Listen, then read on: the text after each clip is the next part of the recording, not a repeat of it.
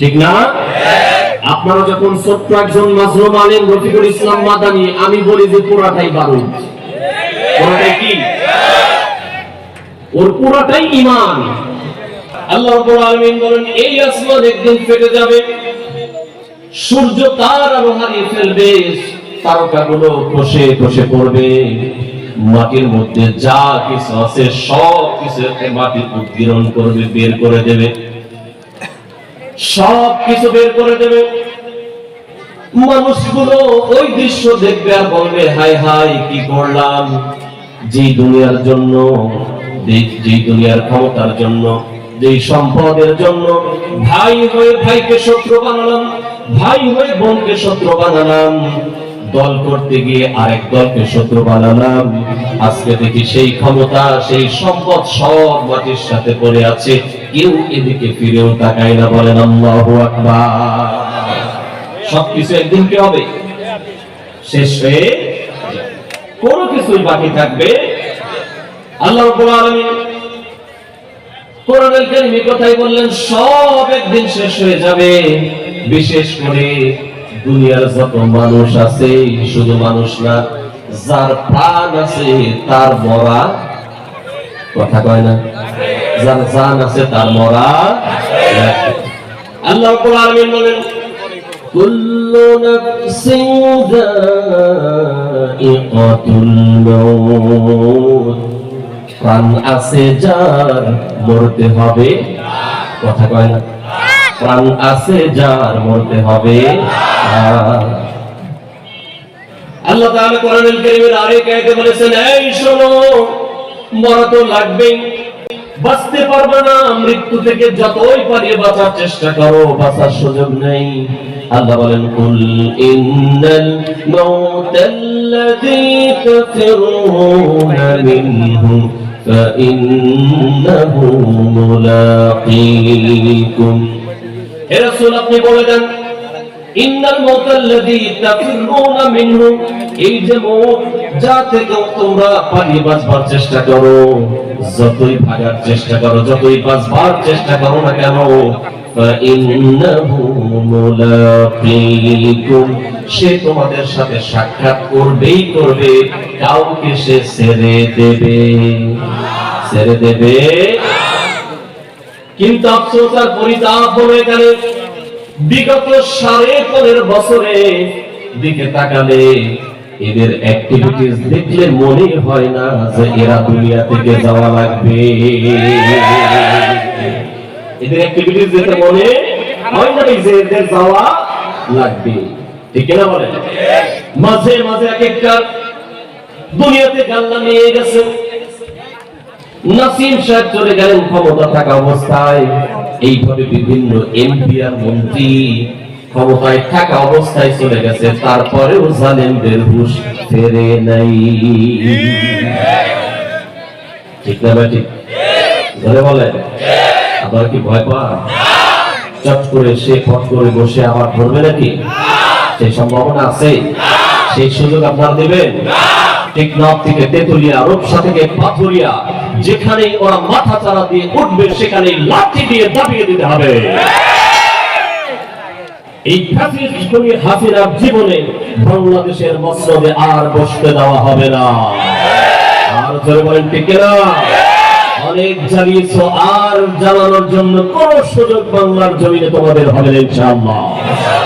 কারণ এই দেশের নিরপরাধ মানুষগুলিকে তোমরা এক এক করে ফাঁসির মঞ্চে ঝুলিয়েছ, তোমরা ফাঁসি দিয়েছ মাওলানা মতিউর রহমান নিজামীকে, তোমরা ফাঁসি দিয়েছ শহীদ কাদের মোল্লাকে, তোমরা ফাঁসি দিয়েছ আলী আহসান মোহাম্মদ মুজাহিদকে, তোমরা ফাঁসি দিয়েছ সাকা চৌধুরীকে, অসংখ্য আলেমকে বেইজ্জতি করেছো, নির্লজ্জ করেছো, ঠিক আছে?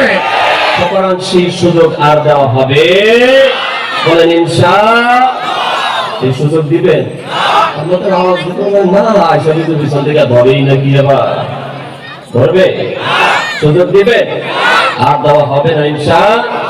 তবে আমাদের কাজ আছে, যুদ্ধ কিন্তু শেষ হয় নাই, হয়েছে? যুদ্ধ শেষ হয়েছে?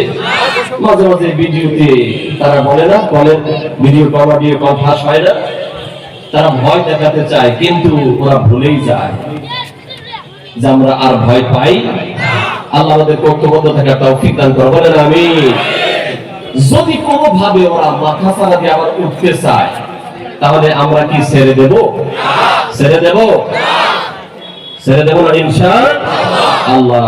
যদি যেই কোনো ভাবে প্রশাসনকে ম্যানেজ করে হোক, যেভাবেই আসতে চাই সেভাবেই আমরা ওদের দমন করব ইনশাআল্লাহ। এই জন্য যুদ্ধ কিন্তু শেষ হয় নাই, যুদ্ধ শেষ।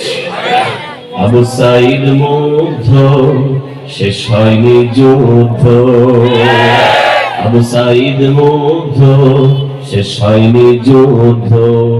হায়নারা লোকালয় হয়নি অবরুদ্ধ। ঠিক না বলেন? হায়নারা এখনো লোকালয়ে আছে।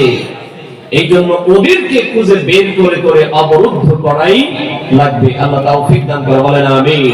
আরেকটু জোরে বলেন আমিন। প্রিয় ভাইরা আমার, 15.5 বছরে তাদের অ্যাক্টিভিটিজের দিকে তাকালে দেখলে মনে হয় ওরা ভুলেই গিয়েছিল দুনিয়া ছেড়ে যাওয়া লাগবে, মরাই লাগবে।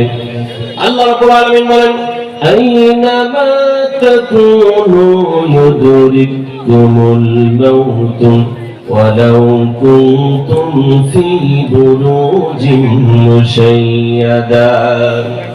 আল্লাহ রাব্বুল আলামিন বলেন, এই শোনো, আইনামা তাকুনু, তোমরা যেখানেই থাকো না কেন, ইউদরিকুমুল মাউত, মৃত্যু তোমাদেরকে ধরবেই।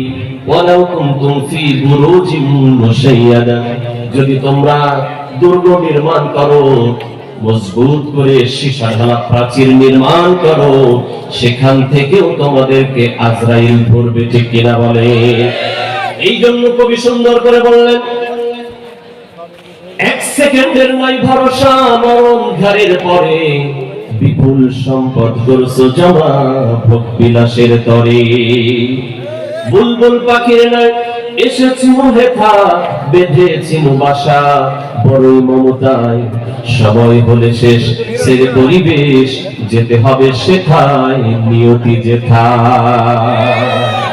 বাঁচার কোনো সুযোগ। কিন্তু একটা বেটির এখনো কার্যক্রম দেখলে মনেই হয় না যে ও মরবে, ঠিক না? নিজে তো পালাইছে, পোলাপান গুলারে নিয়ে পালাইছে, নাতিদেরকে নিয়ে পালাইছে, নাতনিদেরকে নিয়ে পালাইছে, নাতি নাতনির ঘরে পুতনিদেরকে নিয়ে পালাইছে। এরপরেও আবার কয় যে ডিসেম্বরে আসতেছি, 5 অমুক তারিখে আসতেছি, বলে কিনা? জোরে বলেন, বলে কিনা? যারা বেঈমান হয় তাদের লজ্জা থাকে না, এ কথা কয় না।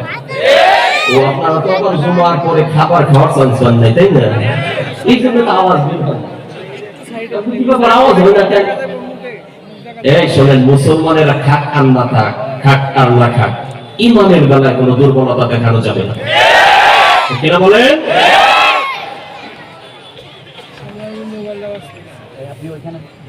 এই জন্য জোরে সোরে বলা যাবে তো? ঠিক না? ঠিক ইনশাআল্লাহ। আল্লাহ তৌফিক দান করে, বলেন আমিন। তো এই বেটির যে লজ্জা নেই, দেখলেই বুঝা যায়। এই জন্য আল্লাহ রাসূল বলেছেন, আল হায়াউ শু'বাতুম মিনাল ঈমান। লজ্জা এটা হলো একটা ঈমানের পার্ট। এই বেটির লজ্জাও নাই, ঈমানও নেই। আমার বন্ধুগণ, বেজার হইলেন নাকি? কোজলের লোক 2-4 জন থাকতে পারে না, আমাদের নেতৃত্বে করবে লজ্জা নেই। ভালো করে খেয়াল করেন, এই কথা আমার না। আল্লাহ রাসূল সাল্লাল্লাহু আলাইহি ওয়াসাল্লাম আরেকটি হাদিসের মধ্যে বলেছেন, মুসনাদে আহমদের হাদিস, আল্লাহ রাসূল বলেছেন, ইযা সাররাতকা হাসানাতুকা ওয়া সাআতকা সাইয়্যাতুকা ফা আনতা মুমিন। আল্লাহ রাসূল বলেন, যদি কেউ ভালো কাজ করার পরে তার মনে আনন্দ হয়, ভালো লাগে, নামাজ পড়েছি মনটা শান্তি হয়েছে, রোজা রাখতে পেরে খুশি হয়, নামাজ রেখে খুশি, রোজা রেখে খুশি, পর্দা করে খুশি, মানুষকে সহযোগিতা করতে পেরে খুশি হয়, ভালো কাজ করে, নেক কাজ করে, আমল করতে পেরে খুশি হয়, আল্লাহ রাসূল বলেন ওই ব্যক্তি ঈমানদার। আর ঈমানদারের মাধ্যমে যদি কখনো গুনাহের কাজ হয়, খারাপ কাজ হয়ে যায়, তার ভিতরে অনুশোচনা আসবে। ইমানদার ভালো কাজে খুশি হবে, খারাপ কাজের জন্য অনুশোচনা। আল্লাহ রাসূল বলেন এর বিপরীত যদি দেখা যায়, ভালো কাজ করার কারণে বেজার হয়, মন্দ কাজ করার কারণে সে খুশি হয়, বলে আমার দোষ কি? কথা বলে বলছে না মামুর বাড়িতে বসে কি কইছে? মামুর বাড়ি তো না, আপনার আবার কোন স্বামীর বাড়ি নাকি? আচ্ছা যাই হোক, আপনাদের কথাই থাকে। এখন ওখানে বসে বসে বলে আমার দোষটা কি? হাজার হাজার মায়ের বুক খালি করেছে, এখনো হাজার হাজার চোখ হারিয়েছে, হাত হারিয়েছে, পা হারিয়েছে, হাসপাতালে আছে না নাই? আরো জোরে বলেন আছে না নাই? এরপরেও এই নির্লজ্জ, এই 21 শতকের ভয়াবহ দানব, 21 শতকের ভয়াবহ এই দানব লেডি ভার্সন ফেরাউনের এখনো বলে আমার দোষটা কি? এর মানে আল্লাহ রাসূলের এই হাদিস অনুযায়ী বোঝা যায় এই নির্লজ্জ বেহায়া মহিলার ঈমানটাও নেই। কারণ আল্লাহ রাসূল বলেছেন ইযা সাররাতকা হাসানাতুকা ওয়া সাআতকা সাইয়্যাতুকা ফাআনতা মুমিন। যদি সে ঈমানদার হয় তাহলে সে ভালো কাজ করে আনন্দিত হবে, তার দ্বারা কোনো খারাপ কাজ হয়ে গেলে সে অনুতপ্ত হবে, লজ্জিত হবে, অনুশোচনার আগুনে জ্বলবে। ও বন্ধু, আমরা তাকাইলে দেখি এই অনুশোচনা তো নাই, উল্টা যেগুলা জেলখানায় আবার দুই একটা হুমকিও দেয়। এই জানেন আপনারা, এই যে একটা আছে না স্টেডিয়াম ফাঁকা,